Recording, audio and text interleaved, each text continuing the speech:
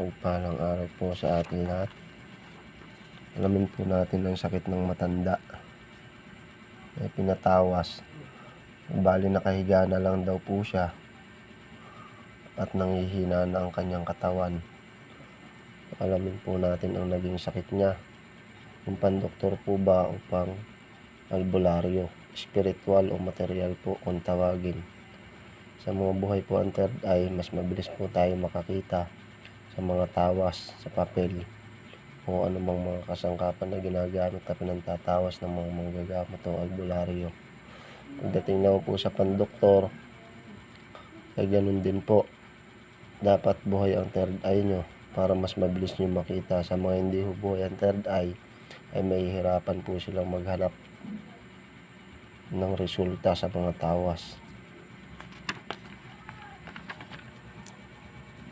Bali dito po, natural na sakit lang po. Nagkaroon po siya ng mataas po ang sugar. Sobrang taas po ng sugar niya, uric acid. At kaya ho, sobrang hina ng kanyang katawan. Tumaas po ang blood sugar niya. At yung mga cholesterol niya rin po, meron na rin po siya ng cholesterol.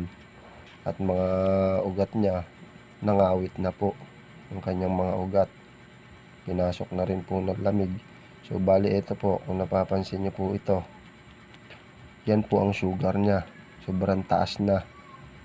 Halos nagpo 450 to 500 na po. Kaya na lang nakahiga na lang po ang matanda. So bali na iaayos din naman po natin to kung maaagapan natin, kasi napakadelikado pong pandoktor to. Nung tumaas po ang sugar. So pagdating naman po sa pandoktor o sa doktor, re-resetahan ka po ng doktor at bibigyan ka ng panggamot at pababa ng sugar.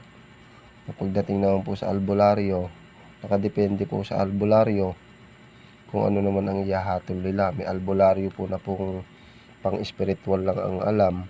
May albularyo naman po na pang doktor at pang spiritual ang hawak. Nakadepende po sa hawak ng albularyo.